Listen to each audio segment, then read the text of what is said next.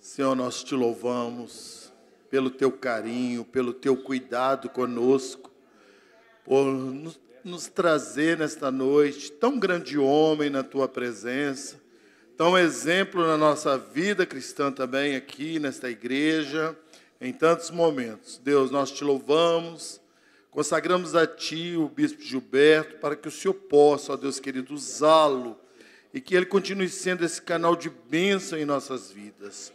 Honrando-o agora e sempre, ó Deus querido, pelo poder do Espírito Santo de Deus, em nome de Jesus. Amém.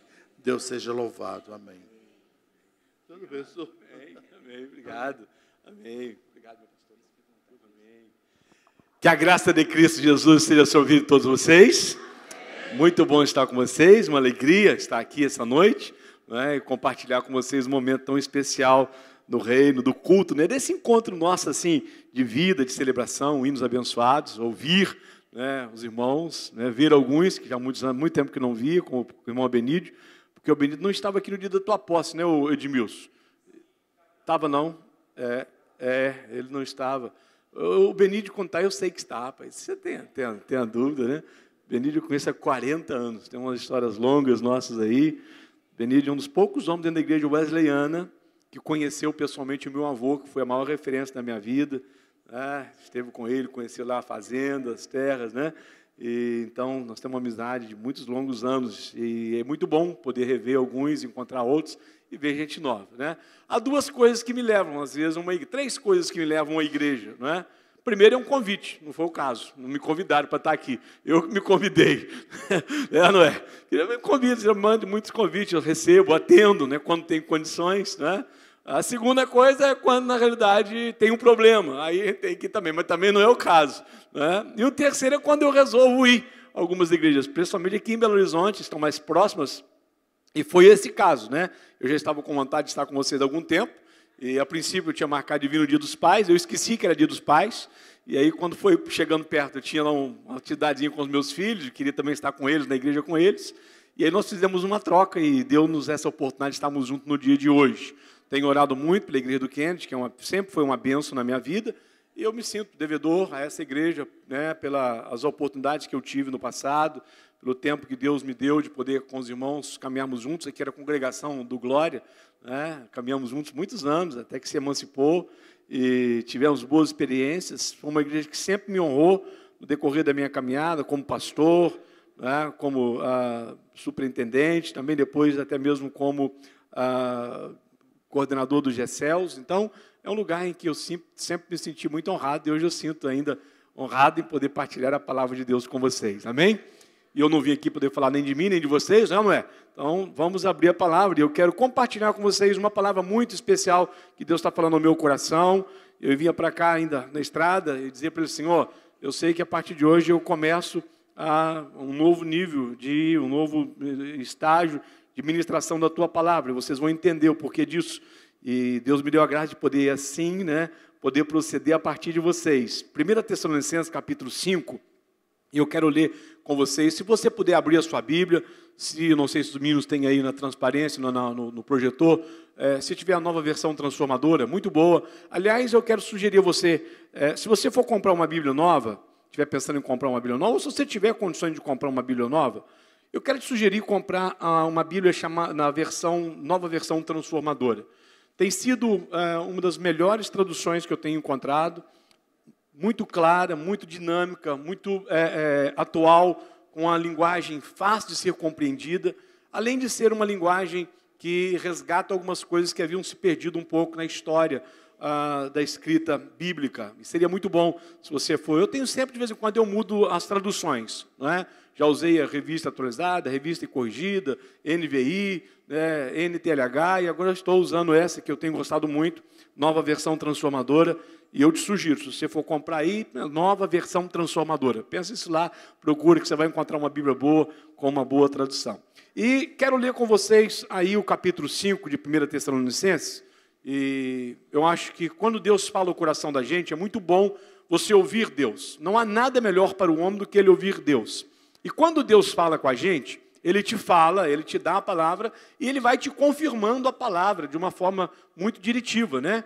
E eu achei muito que esse último hino que os meninos cantaram aqui foi exatamente uma confirmação daquilo que Deus tem trazido ao meu coração nesses tempos e que eu tenho vivido internamente e que pela primeira vez eu vou pregar para vocês. Como disse, é um ponto de partida para mim muito importante a partir dessa abordagem nessa noite. Então, 1 Tessalonicenses capítulo 5, eu quero ler com vocês aí os primeiros versículos, do versículo de número 1 até o versículo número 11, que diz assim: não é necessário, irmãos, que eu lhes escreva sobre... Vou começar, deixa eu ver. Não é necessário, irmãos, que eu lhes escreva sobre quando e como tudo isso acontecerá. Pois vocês sabem muito bem que o dia do Senhor virá inesperadamente como um ladrão à noite. Quando as pessoas disserem, tudo está em paz e seguro, então o desastre lhes sobrevirá, tão repentinamente, como no início as dores de parto de uma mulher grávida, e não haverá como escapar. Mas vocês, irmãos, não estão na escuridão a respeito dessas coisas, e não devem se surpreender quando o dia do Senhor vier como um ladrão. Porque todos vocês são filhos da luz e do dia. Não pertencem à escuridão da noite. Portanto, fiquem atentos. Não durmam como os outros. Permaneçam atentos e sejam sóbrios. À noite, as pessoas dormem e os bêbados se embriagam. Mas nós, que vivemos na luz, devemos ser sóbrios, protegidos pela armadura da fé e do amor, usando o capacete da esperança da salvação. Porque Deus decidiu nos salvar por meio do nosso Senhor Jesus Cristo, em vez de derramar sua ira sobre nós. Cristo morreu por nós, para que, quer estejamos despertos, quer dormindo, vivamos como Ele para sempre. Portanto, animem e edifiquem uns aos outros, como têm feito. Diga graças a Deus. Essa é uma palavra de Deus para a nossa meditação. Eu disse para vocês, ainda há pouco, que eu fiquei grato pela questão até dos hinos que vocês cantaram, porque Deus tem me levado a proclamar nos últimos tempos, de uma forma muito clara, a obra completa de Cristo. A graça é o favor imerecido, é o benefício que a cruz nos ofertou. E a graça nos traz uma obra completa, acabada, do princípio ao fim. Lá na cruz, Ele morreu pelos nossos pecados, nos perdoou, nos libertou, nos transformou, nos santificou. E ali Ele começa também o processo da glorificação do homem. A obra da cruz é completa para nós. Nós não precisamos de nada mais. Tudo o que precisava ser feito por nós foi feito por Cristo.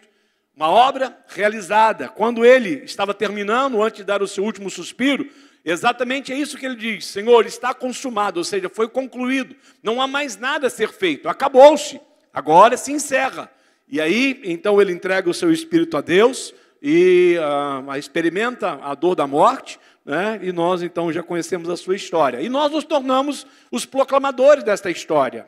E o que eu quero chamar a atenção de vocês hoje, para esse texto, é que eu tenho pregado muito, incisivamente, sobre esse poder libertador, esse poder transformador, esta graça que nos enriquece, a graça que nos cura, a graça que nos sara, a graça que tira a culpa, essa graça que nos envolve e nos faz ser pessoas dinâmicas, bíblicas, firmes, coerentes, que vencem as adversidades. Essa graça é interessante, que nos trouxe a viver em meio a tantas adversidades, mas em muitas alegrias, apesar das aflições do tempo presente. Tudo é muito bom, mas eu não posso parar com a pregação desta obra, dessa palavra da graça, sem concluir sobre a promessa final, aquilo que Ele disse que faria. E Ele disse assim: olha, eu vou para o Pai, mas eu voltarei para buscar vocês, para que aonde eu esteja, vocês também estejam comigo. Ele diz: eu vou preparar um lugar para vocês. Então, a volta de Jesus, ela é tão certa quanto a morte de Jesus, quanto a vida de Jesus, quanto ao seu ministério. Veja bem, é indiscutível. Não há discussão científica, não há discussão intelectual. Você não precisa ter fé para acreditar que Cristo veio ao mundo. Você não precisa ter fé para isso. Porque a história diz isso. Ô irmão Benício, em que ano que o senhor nasceu? 1934. Geralmente, não sei se na certidão de nascimento dele vai estar escrito isso, mas possivelmente deve estar, porque isso aí já está quase um dinossauro, né? Então o negócio é lá de trás. Lá deve estar escrito assim: 1º de dezembro de 1934, do ano do nascimento de nosso Senhor Jesus Cristo. Eu não sei quantos de vocês lembram dos documentos que vinham dessa forma. Os documentos públicos registravam o ano do nosso nascimento a partir do ano do nascimento de Cristo. E é assim que se divide a história. Antes de Cristo e depois de Cristo.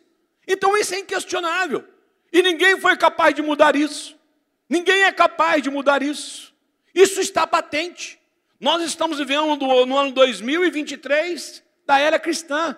Depois de Cristo, do tempo de Cristo. Então não dá para a gente duvidar, não dá para a gente questionar se houve ou não a vinda de Cristo, porque isso está patente, nenhum historiador, ninguém conseguiu desbancar isso. Ninguém consegue tirar isso, porque isso é um fato histórico também. É uma coisa inquestionável que ele morreu. Todos os que falam podem não reconhecer Jesus como Cristo, mas todos sabem que ele morreu. Isso é um fato consumado, não há prova contrária disso. Como também não existe prova contrária que ele não tenha ressuscitado. Porque você veja bem, alguns dizem lá naquela tradição, né, que foi colocada lá no Novo Testamento, que os policiais, os soldados disseram, olha, nós vamos dizer que o corpo dele foi roubado, não é isso? Para que a gente não tenha responsabilidade sobre isso, as autoridades religiosas vão assumir se der algum problema para a gente, porque essa era uma ideia que queria se divulgar, mas isso, na verdade, era mentira. A verdade é que se alguém tivesse roubado aquele corpo, né, o judeu tinha uma tradição muito interessante em relação aos cadáveres. A princípio, eles não punham a mão em quem estava morto, né, não tocavam naquilo. Segundo, Jesus morreu exatamente no final de semana, né, que era exatamente o dia sagrado para eles, o período de dedicação deles. Nenhum judeu loucamente carregaria um defunto naquele dia. Nenhum judeu sairia carregando um cadáver no dia de sábado. Isso seria impraticável e inconcebível. Então, e ademais, se isso tivesse sido feito, não é possível você esconder uma coisa errada de todo mundo. Alguém saberia disso. Alguma tradição dentro da igreja diria, não. Mas para também desbancar essa possibilidade, Paulo diz que mais de 500 pessoas viram Jesus depois da sua ressurreição. Isso era um fato inquestionável na história da igreja.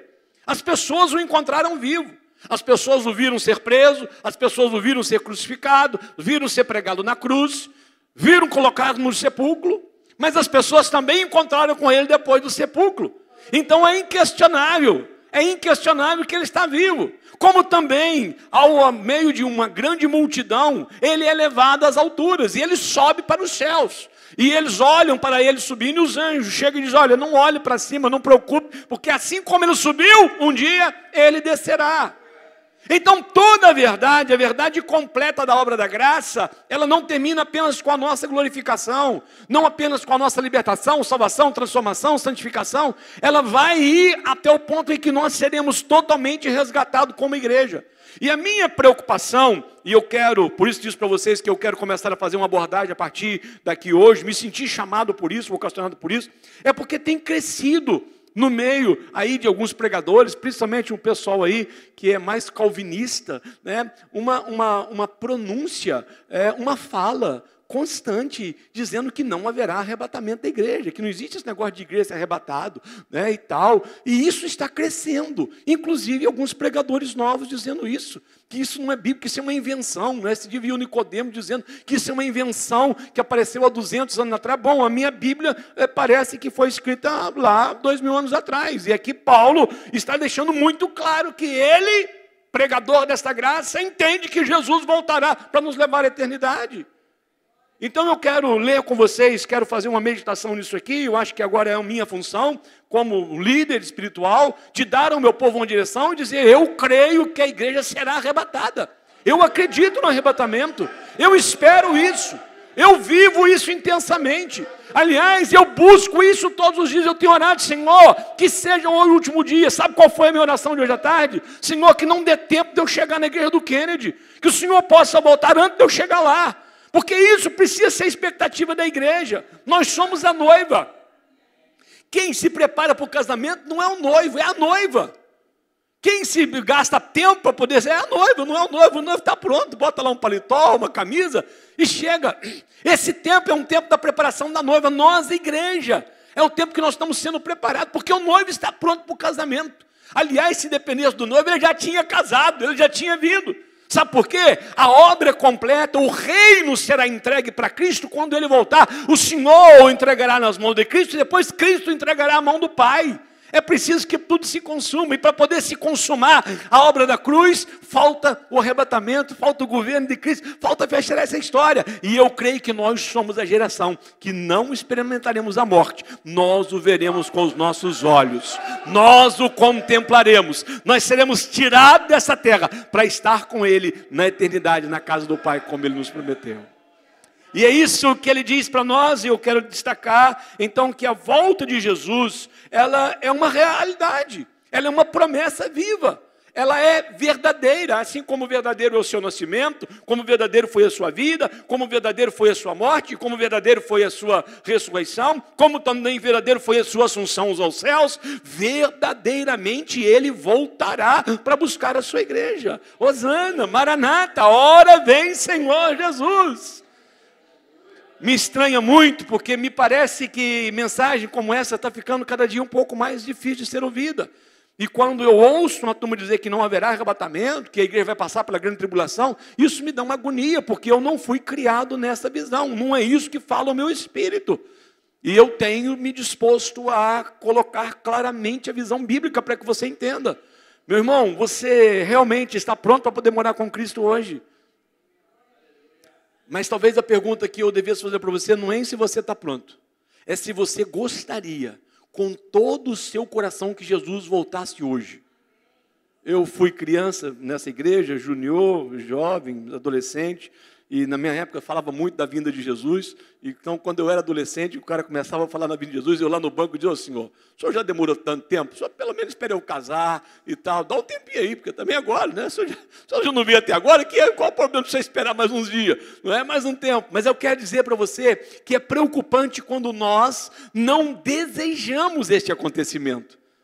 Talvez o fascínio da terra, talvez o desejo por coisas no mundo, talvez aquilo que a gente esteja valorizando ao nosso redor é tão grande que a gente diz: não, Senhor, aguenta a mão, eu preciso fazer alguma coisa, eu preciso casar, eu preciso comprar uma casa, uma fazenda, eu preciso comprar uma junta de boi, eu tenho que fazer um negócio primeiro. E isso evidencia que a noiva ainda não está totalmente preparada para este casamento, porque quem mais deveria estar desejosa e atraindo o noivo é a noiva, dizendo: Maranata, ora vem Senhor Jesus, eu desejo este casamento. Eu quero que isso aconteça. Eu creio que nós, pastores, precisaremos voltar a enfatizar isso.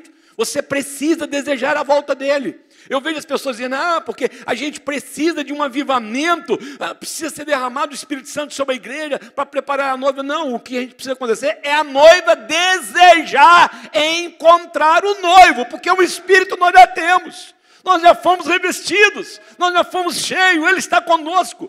Agora, o que precisa ser despertado em nós é esse desejo ardente de ver o casamento acontecer, de que ele volte. Eu sei que quando nós estamos passando por luta, por dificuldade, por problema, se Jesus voltasse hoje, mas quando está tudo bem, a gente Senhor, aguenta a mão aí, deixa eu fazer mais uma coisinha. E isso evidencia que talvez a gente ainda tenha um coração meio no mundo. Se você não deseja, se você não ora, e eu tenho sido levado para o Senhor a orar todos os dias, dizer: Senhor, que seja este o último dia de nós sobre a face da terra.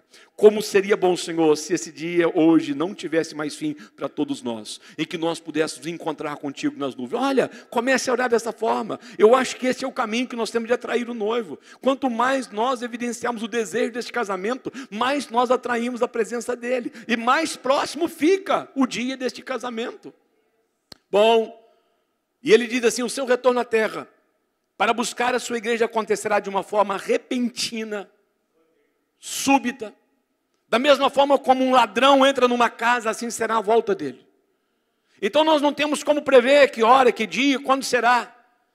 Mas ele diz: olha, rapidamente, repentinamente, quando as pessoas não esperarem. Ele diz assim: as pessoas no mundo serão surpreendidas em meio à sua paz e segurança, porque elas constroem suas casas, seus palácios, elas constroem os seus planos de previdência, elas constroem os seus fundos para poder viver na velhice, elas estão procurando ter uma vida segura. Não estou dizendo que isso é pecado, mas o mundo inteiro caminha para construir uma segurança futura. E é tão interessante que eu fico a pensar que estes homens que investe tão fortemente em tentar ter uma segurança e uma paz futura, como eles não pensam no que será depois da morte deles? Será que na realidade vai se encerrar no dia em que descer o caixão, a sepultura? Alguns se preocupam em deixar um dinheiro para poder enterrar, um bom plano funerário, não é? E tal, tudo certinho. Muito bom, você deve fazer isso mesmo. Mas é uma pergunta que faço, é o que vem depois? Como é que será do outro lado? Que me adianta ter uma segurança nessa terra, se de repente do outro lado haverá uma insegurança para todo sempre? Eu digo para as pessoas, às vezes falando sobre céu e inferno, eu digo o seguinte: bom, vamos fazer aqui uma brincadeirinha sobre esse negócio, se existe o inferno ou se não existe o inferno. Vamos brincar. Bom, eu vou entender que existe inferno. Então eu não quero ir para lá depois da morte, eu quero estar com Deus, eu não desejo estar no inferno. Então eu vou levar a minha vida para poder fugir do inferno. Amém? Você faz isso? Muito bom. Eu, na realidade, não faço isso para fugir do inferno. Eu faço isso porque eu amo muito a Deus, Ele está no céu, e eu quero estar onde é que Ele está. Mas vamos levar para o nível do religioso, né? Aquele cara que quer levar a vida para não ir para o inferno. Beleza. O outro não acredita que existe inferno. E como é que ele vive? Ele vive dissolutamente. Não preocupado com o que vai acontecer. Não preocupado com essa história de arrebatamento. Aliás, eu estou observando que esta questão do arrebatamento está sendo retirada da igreja de uma forma assim, furtiva, silenciosa, nas pregações, como eu disse, está aumentando aí esses pregadores de internet, dizendo que isso não vai acontecer, porque veja bem, se não há arrebatamento, então eu não preciso preocupar, eu posso dormir, não é isso que ele está dizendo? Porque Jesus virá quando? À noite. Mas essa noite aqui não é a noite da escuridão da meia-noite, de meia-noite às 6, porque não poderia ser. Por que não poderia ser? Porque o mundo inteiro não vive à noite o tempo todo. Se ele vier na noite no Ocidente, no Oriente será dia. Se ele vier tal no dia no Oriente, no Ocidente será noite. É lógico que ele não está falando do tempo, ele está falando de um período de dormência. Um período em que as pessoas estarão acomodadas. Um período em que as pessoas não estarão preocupadas em guardar, em preparar. Então eu vejo que há uma pregação aí muito ruim para a igreja, tirando dela essa expectativa desse momento súbito. E isso pode produzir exatamente essa sonolência. Bom, é interessante que a palavra diz que eles diriam no final, desde o início do tempo eles falam da volta dele, não aconteceu. Pois é. Vamos seguir a linha do inferno.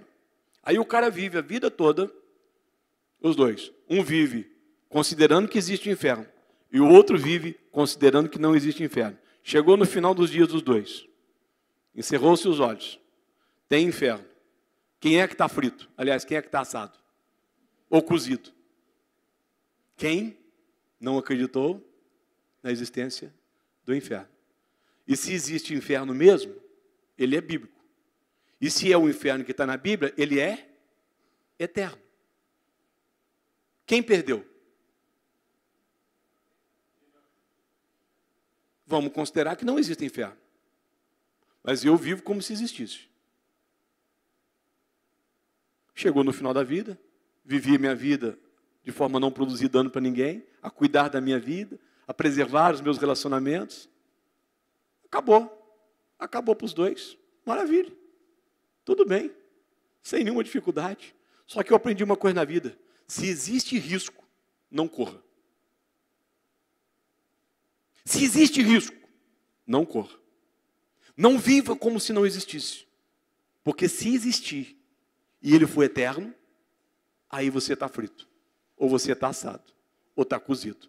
De qualquer jeito, você vai estar a 300 graus Celsius no dia em que estiver mais fresco para o lado de lá. Essa é a realidade. Vamos trazer isso para a questão do arrebatamento? Vamos dizer então que existem dois que acreditam que existe arrebatamento. Um que acredita no arrebatamento, outro que não acredita no arrebatamento. O que acredita no arrebatamento diz o seguinte: nós acreditamos que um dia Jesus virá para buscar a sua noiva, para casar-se com ela, em uma festa de casamento que durará 7 anos, que nós chamamos das bodas do Cordeiro. E nesse tempo haverá um tempo de profunda alegria, de muita festa, de muito vinho, de muito pão, de muitas alegrias, de muita música, num lugar extraordinário. Aquele que não acredita, ele diz: não, isso aí é invenção, não existe isso. Um dia Jesus vai voltar, vai acabar com tudo. Bom, então vamos continuar seguindo a mesma linha de raciocínio. Se chegar ao final e não existir o arrebatamento, quem viveu como se tivesse existido, está tudo bem. Ele estava aguardando, não aconteceu, não veio, não é isso. Tal, vai passar pela grande tribulação? Tá, vamos lá. Mas pensa bem, se realmente existe o arrebatamento, e aquele crente não desejou, não preparou, não guardou, não interessou, e diz, isso não é comigo. E de repente vem o arrebatamento, da forma como nós cremos e proclamamos. Enquanto um grupo estará celebrando nos céus, um outro estará recebendo a visita do juízo de Cristo. E sobrevirá dias difíceis, que a Bíblia fala que são dias terríveis. A Bíblia chega a dizer que a morte será tirada da terra por alguns meses, em que as pessoas desejarão morrer, mas a morte não as alcançará. Elas serão atropeladas por uma Scania, por uma carreta, por um trem, e elas não morrerão. Elas continuarão vivas, em profundo sofrimento. Nós que proclamamos uma verdade transformadora, nós que estamos comprometidos com a verdade na sua integralidade, poderíamos omitir ao povo a possibilidade bíblica de que o arrebatamento vá acontecer, e que ele seja repentino, e que ele venha, e que de repente você que não tem esperado, talvez você tenha vivido uma vida dissoluta, que não está muito preocupado com isso, apenas tem uma religião, apenas crê e tal, mas nada disso influencia a sua vida. Te seria muito desastroso se de repente você acordasse à meia da noite, a sua mulher, o seu esposo, o seu filho, a sua mãe, não estivesse mais dentro de casa, e você entendesse que realmente o arrebatamento não era uma historinha do homem, ela era verdade. Então, há umas placas muito interessantes nas vias que nós estamos dirigindo, que diz assim, na dúvida, não ultrapasse. Na dúvida, não faça o que não deveria fazer. Se há dúvida, preserve a vida, preserve a caminhada, mantenha os seus olhos fitos e viva na expectativa de que Ele está voltando. Porque para as pessoas do mundo, Ele virá inesperadamente como um ladrão. Mas para a igreja, não. Olha lá o que está escrito no versículo 4. Não é a verdade da igreja. A igreja não se surpreenderá com a volta de Jesus, porque ela está esperando Ele. Como é que eu posso ser surpreendido se eu estou esperando Ele? Não é isso que está escrito aí, versículo 4? Se você quiser, põe na transparência para mim, deixa eu lá no Data Show, o versículo de número 4. Essa questão dessa volta súbita, de ser pego de surpresa, não é a realidade para a igreja. A igreja que está esperando, a igreja que está se preparando, a igreja que está olhando para Ele, olhando para os céus, diz, Ele vai vir, pode ser hoje, quem sabe é hoje, tomara que fosse hoje, Deus nos ajude que seja hoje. E ela, eita, não conseguiram aí? Eu não sei se eles conseguiram projetar o texto? Se conseguirem, deixa por mim, por gentileza, aí o capítulo 5, e se vocês, seria bênção, se vocês conseguissem, seria me ajudar. Mas se não conseguirem, não tem problema também não, vocês vão lendo aí. Bom, Jesus voltará à noite, tempos de escuridão, trevas, mas a sua igreja não é filha da noite, nem filha das trevas, e ela não vive nas trevas. Ele diz, vocês são filhos da luz. Então, ainda que haja trevas no mundo, ainda que o mundo não tenha essa compreensão para a volta de Jesus, não é essa a nossa realidade. Nós vivemos com clareza esse tempo. E Ele está nos trazendo isso com clareza. E Ele está dizendo para você, Maranata, hora vem, Senhor Jesus, seja isso que você cante, seja isso que você viva, seja por isso que você ore. Estamos caminhando cada dia mais por uma sociedade que vai perdendo os seus valores. Irmãos, o que está acontecendo no mundo é algo inexplicável. Não existe explicação para o caos em que está se vivendo esse mundo. Um caos em todas as eras. Não sei se você sabe, mas nós estamos agora com milhões de pessoas que estão morrendo todos os dias porque não tem o que comer. Há uma fome, há algo terrível matando milhões de pessoas todos os dias. Você sabe o que está acontecendo no Brasil nesses dias? Talvez você não saiba, porque essa imprensa que está aí, esse pessoal dessa mídia, não vai dizer para você. Você não vai encontrar isso. Eu tenho vindo esses dias do Triângulo Mineiro, estive lá esse final de semana, vindo de Uberlândia, de Uberaba. O Benito sabe o que é isso, que é a velhinha da roça também. A gente que mexe na roça sabe que quem mexe com plantação de terra tem a hora de plantar e a hora de colher. Se você não colhe na hora certa, você perde o que você plantou. Você sabe o que está acontecendo no Brasil hoje? Nós temos a maior perda de grãos da história desta nação. as lavouras de milho vindo de Uberaba para cá, que estão enormes. Elas estão se perdendo, sabe por quê? Nós não estávamos preparados para as colheitas que nós tivemos nos últimos anos. Os celeiros estavam tão fortemente abastecidos que não tem aonde colocar os grãos que estão aí para ser colhido. Quem mexe aí com a criação sabe disso. O preço do milho caiu assustadoramente no tempo, porque na verdade não tem aonde colocar o milho para ser colhido. Eu passando na beira-estrada estou vendo que ele está se perdendo, porque não tem o que fazer, não tem onde pôr. Enquanto milhões de pessoas estão morrendo de fome em diversos lugares do mundo, porque Jesus previu isso. Nós vamos ter aqui uma das maiores perdas de grãos de todos os tempos, porque não há o que fazer com isso. Olha, não tem explicação o que está acontecendo no mundo, não tem explicação o que está acontecendo no nosso tempo. É inimaginável aos olhos de qualquer um, e eu estou vendo lá, agora está chegando um problema, porque a chuva está começando. E se você não colhe o milho antes de cair as águas, como é que colhe o milho depois com ele molhado? E como é que você vai preparar o próximo plantio se o milho ainda está no terreno? Sabe o que é isso? O mundo está vivendo uma desordem sem precedente.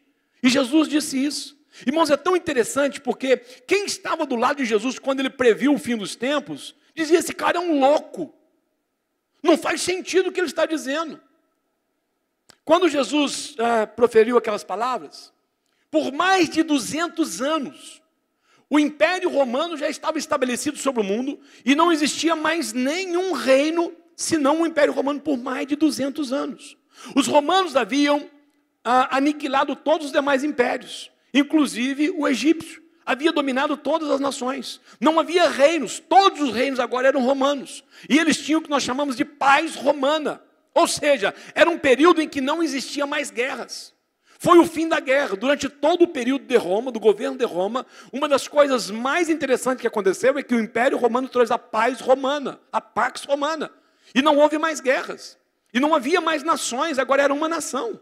E aí Jesus diz: e no fim dos tempos haverá guerras, nações contra nações, reino contra reino. Isso não fazia sentido para aquele povo, porque eles eram um reino, eles eram uma nação. Não havia outras nações armadas, não havia esse negócio. Esse cara está ficando doido. Como é que uma nação vai guerrear com outra se nós temos o Império Romano por mais de 200 anos, esse Império está constituído e não há mais guerras, porque o Império Romano estabeleceu a paz. Parecia loucura, mas Jesus estava certo. 400 anos depois da sua morte, os impérios romanos no Ocidente já havia caído. 1000 e poucos anos depois do Oriente. 600 anos depois da sua morte, os muçulmanos já estavam tomando o poder. 70 depois da sua morte, Jerusalém já tinha caído. Ele preveu tudo, porque ele sabia que tudo aconteceria segundo aquilo que já estava determinado lá pelos profetas. Aquilo que havia sido profetizado. Aquilo que havia falado. Mas nós, igreja, nós não vamos ser surpreendidos, porque nós já sabemos disso.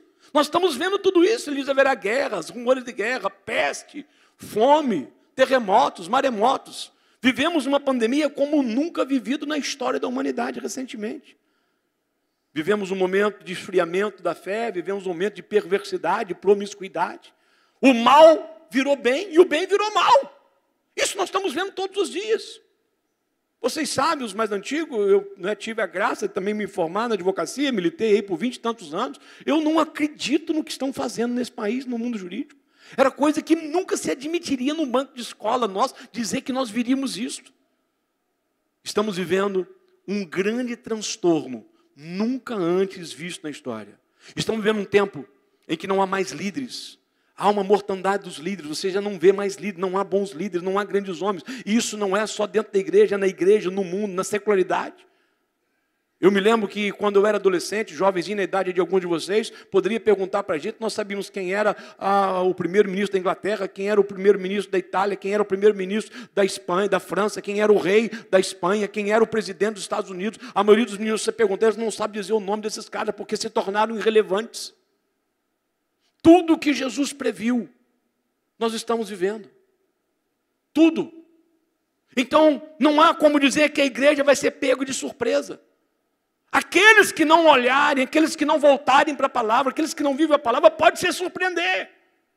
Mas para nós que vivemos a palavra, a lemos e amamos, nós sabemos disso. Estes são os últimos dias, estes são os últimos tempos. Talvez uma das profecias bíblicas, não sei se você sabia, tem gente que, não, uma geração que não lê Bíblia, então é complicado, mas talvez a mais clara das profecias é a de Isaías, lá no capítulo 4, quando ele diz que que o capítulo 4 é todinho sobre os últimos dias, todo o capítulo 4 é uma profecia do tal, e ele diz que 7 mulheres lançarão mão de um único homem, porque haverá um homem para 7 mulheres. E lá ele vai dizer o seguinte, olha, nós estamos querendo apenas que você tire a nossa desonra de não ter um homem sobre nós. E lá diz assim, você não precisa pagar nada para nós mesmos vamos nos sustentar com o nosso salário. Nós só queremos não ter mais essa desonra de dizer que nós não temos um homem para nós. 7 homens para cada mulher. É a realidade do capítulo 4 de Isaías. Estão vivendo isso ou não? Estão vivendo essa realidade ou não? Vocês estão vendo isso ou não?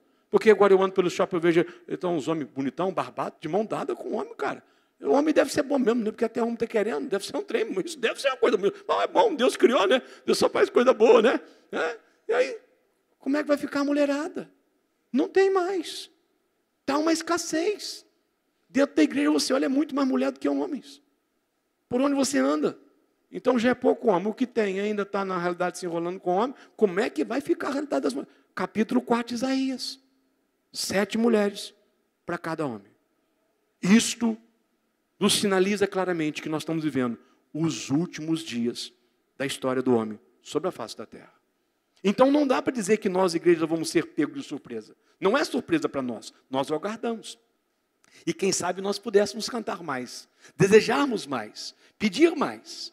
À noite, as pessoas dormem e os bêbados se embriagam, mas a igreja permanece sóbria, vigilante e protegida. E ele diz aí, está escrito aí no versículo, né? Pela fé, pelo amor e pela esperança da salvação. Nós temos uma fé em Cristo, e assim como nós cremos que Ele ressuscitou, nós também cremos e proclamamos que Ele retornará, que Ele voltará para nos buscar. Assim como eu creio que os meus pecados foram perdoados, eu estou vivendo uma nova criatura, eu creio que Ele voltará. Eu creio que Ele virá buscar a sua igreja para esse casamento. É o amor de Deus que nos constrange a viver isso. Nós sentimos que Ele nos ama. E aí nós entendemos que este amor nos protegerá, nos guardará, nos trará livramento, nos protegerá. E Ele diz, e aí vocês estarão ainda firmes pelo capacete da esperança da salvação, protegido as vossas mentes com a esperança da salvação. Você não pode descrer disso. Você não pode descrer da volta de Jesus. Você não pode crer em uma outra coisa que não seja isso. Você não pode crer em uma outra coisa que não seja o nosso arrebatamento, quando nós estaremos livres de todas essas questões que hoje nos cercam tão malignamente. E é interessante que para aqueles que dizem que não haverá arrebatamento e que a igreja vai passar pela grande tribulação, porque esta, como disse para vocês, é uma crescente pregação nessa onda dos calvinistas. Há uma coisa muito interessante aí no versículo de número 9. Vocês vão conseguir projetar aqui? Se eu fosse pastor de vocês iam ver o que ia acontecer com vocês no final do culto. É o 9. Porque Deus decidiu nos o quê? Por meio de quê? Em vez de quê? Então eu pergunto para aqueles que dizem que nós vamos passar pelo tempo da grande tribulação. Se nós vamos passar pelo tempo da grande tribulação, então esse versículo não é verdadeiro. Porque se Ele vai derramar a ira sobre alguém, e não é sobre nós, aonde nós estamos? Aonde estaremos? Aonde viveremos? Para poder acreditar que não haverá um arrebatamento, eles têm que mudar a Bíblia.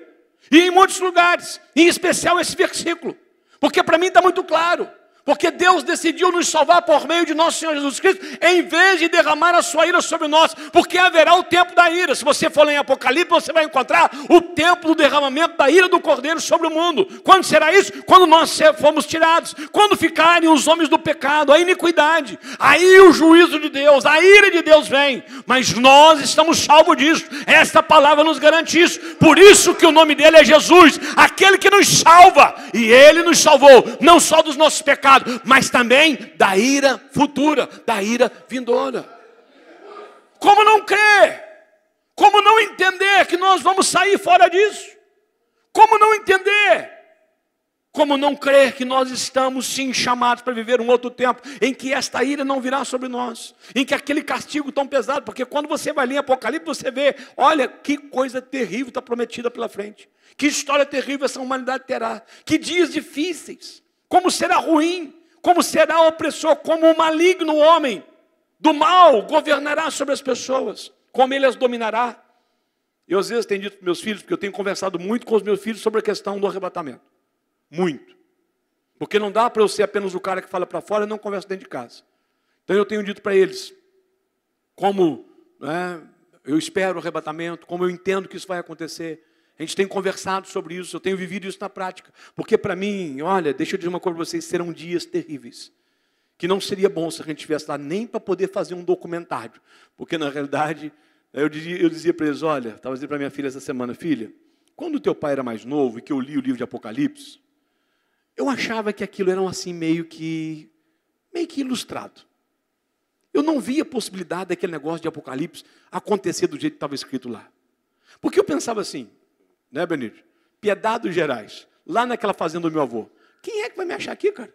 Esse anticristo pode governar daqui, eu vou vir para cá, entrar para aqui, meu avô fala, e tal, vou deixar preparado, vou deixar aqui. E deixou, tem até hoje lá umas diversas ramas, diversas mudas de mandioca. Mandioca é diferente, dizia, olha, com mandioca, dá para poder passar os 7 anos da tribulação sem dificuldade, comendo só mandioca e tal. E eu pensava, beleza, é isso aqui, meu avô então chegar lá, o dia que o anticristo pegar lá, eu pego o buzu, vem para Piedade dos Gerais, e o anticristo fica aí os 7 anos, eu vou comer mandioca durante 7 anos.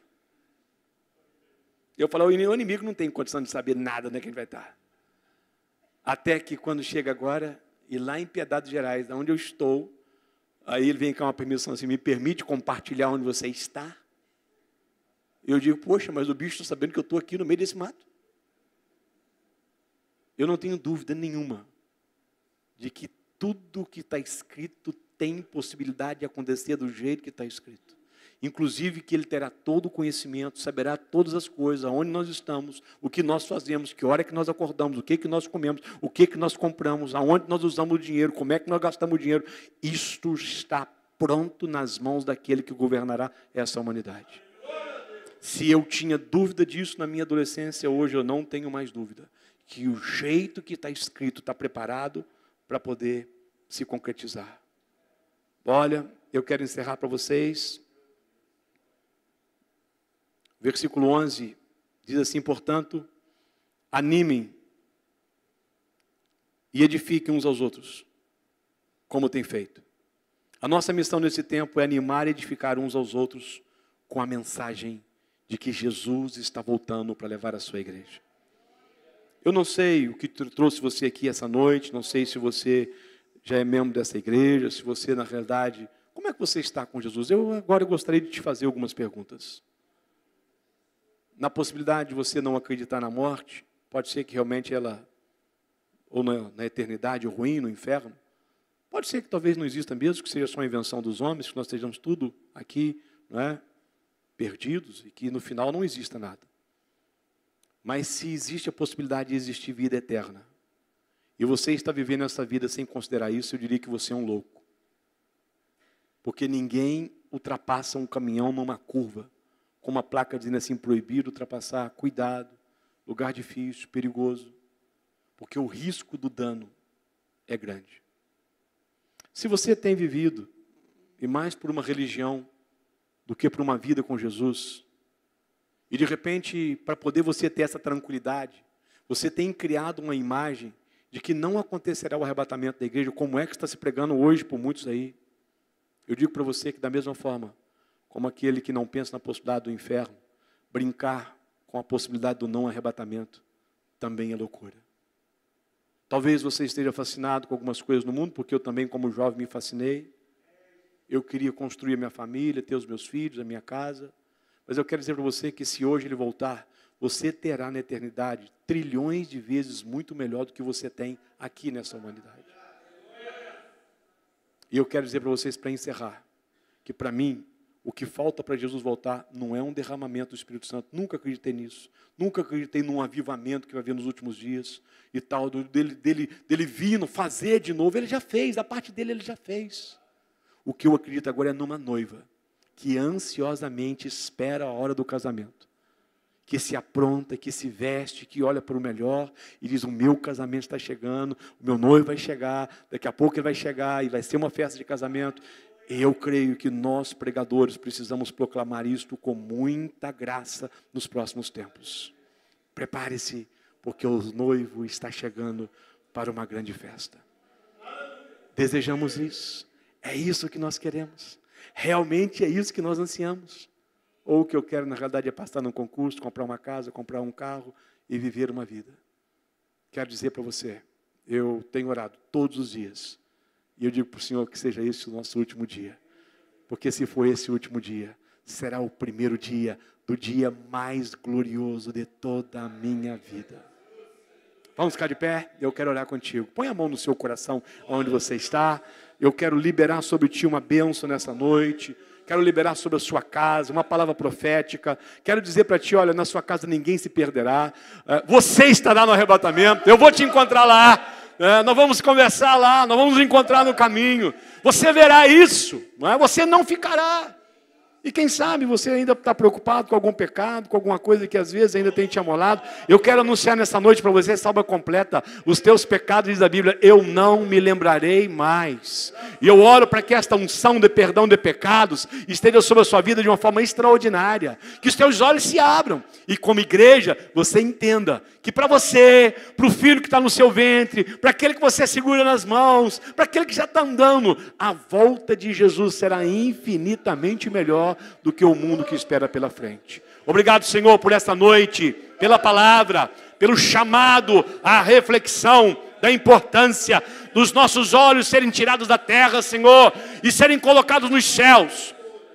Porque de lá o Senhor virá buscar a tua igreja, os céus se romperá, ó Deus, ao som da trombeta, nós seremos atraídos para ti, Senhor, e encontraremos nos ares com o Senhor, para estar contigo para todos sempre, e ó Deus, na esperança da vida eterna, na esperança do arrebatamento, na esperança de que o Senhor reinará sobre nós e as nossas casas, nós dizemos nessa noite, Maranata, ora vem, Senhor Jesus, nós desejamos a sua vinda, nós esperamos pela sua vinda, nós suplicamos ao Senhor, envia o teu Cristo, o teu Filho, para nos buscar, porque Ele nos deu uma palavra, de que Ele iria para o Pai, Ele prepararia os nossos lugares, Senhor, e voltaria para nos buscar, e nós agora, Senhor, com todo o desejo do nosso coração, ó Deus, olhando para o alto, nós desejamos, Senhor, que isto aconteça, estamos na expectativa do casamento da igreja com Cristo, porque isso, Senhor, é a consumação de toda a sua obra, ó Deus, é pela igreja que Ele se entregou, é pela igreja que Ele derramou o sangue, é por ela que Ele morreu, Senhor, é por ela que Ele ressuscitou, e é por ela que Ele prometeu que voltaria. A igreja do Senhor clama nesta noite, ó Deus, de uma maneira muito especial, Senhor, ponha no coração dos teus servos o desejo de encontrar este mestre, de encontrar o seu Cristo, de estarem próximo do casamento, Senhor. Leva-nos a olhar para os céus e de lá esperar a redenção do povo de Deus, Senhor. Agora que esta palavra, nesta noite ministrada, encontre uma boa terra, caia neste coração, e aí ela frutifique a 30, a 60, a 100 por um, para que o nome de Jesus seja glorificado. Obrigado por essa noite, Senhor. Assim eu oro no nome de Jesus. Eita glória, obrigado. Glória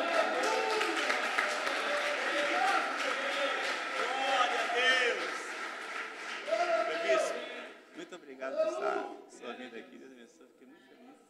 Glória a Deus. Amém. Meus irmãos, estamos encerrando esse culto abençoado.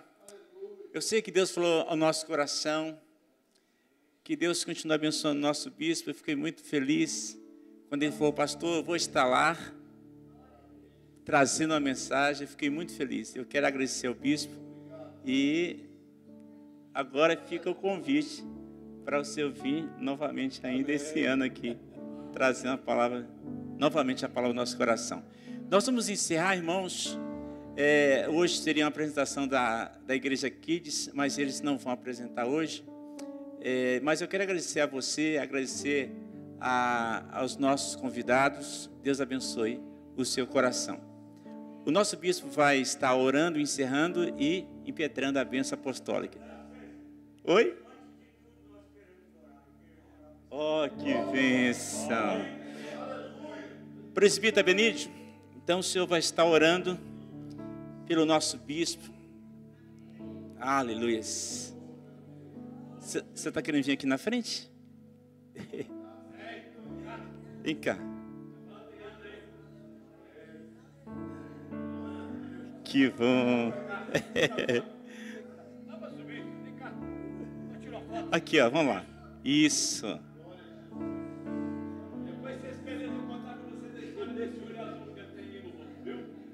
O olho azul, que maravilha, hein? Você lembra? Oração por esse olho azul aí? Curado na hora. Amém. Louvado seja Deus. Irmão, estende as suas mãos para cá. Aleluia. Pela graça da vida. Pai Santo, Deus Todo-Poderoso. Sim, meu Deus. eu agradeço a Ti, Obrigado. Glória a Deus. em nome do Teu Filho amado Jesus Cristo, Amém. Sim, meu Deus. por estar mais uma vez diante de Ti, na Tua casa. Pai Santo, Sim, meu Deus. nesta hora santa e augusta divina, eu peço agora a Tua mão poderosa sobre o Teu servo, Bispo Gilberto. Nesta hora, a Tua proteção divina sobre ele. Senhor, derrama sobre ele nesta hora, que eu já tenho a unção do Espírito, mas a Tua proteção divina sobre ele, livrando ele de toda astúcia de Satanás.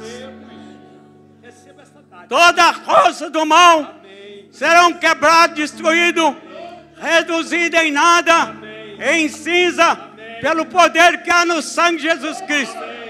Porque a Tua palavra nos afirma que o anjo do Senhor acampa em volta do Teu céu, e a porta do inferno não prevalecerá contra a Tua igreja.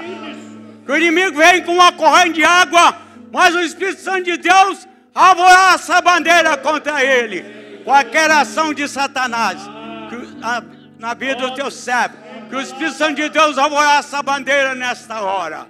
Ah, Jesus querido, Jesus amado, ah, Senhor dos exércitos, levanta, Senhor, nesta hora, o poder do Espírito Santo sobre o Teu céu, a Tua proteção divina sobre ele e a Tua família, e toda a direção daquilo, ó Deus, que ele dirigir, que não seja por ele, mas que seja dirigido pelo Teu Espírito Santo.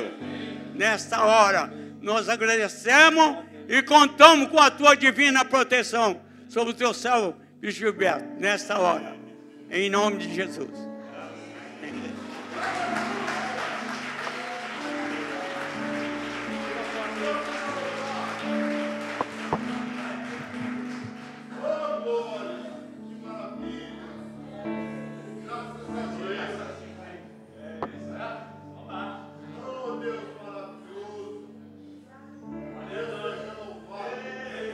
Há 40 anos não são 40 dias, né?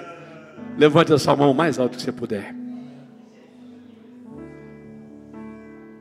Que a graça de nosso Senhor e Salvador Jesus Cristo, o amor de Deus, o nosso Pai, e a comunhão do Espírito Santo de Deus esteja sobre a vida da Igreja Metodista Wesleyana no Kennedy, bem como sobre todo o povo de Deus sobre a face da terra, hoje e eternamente.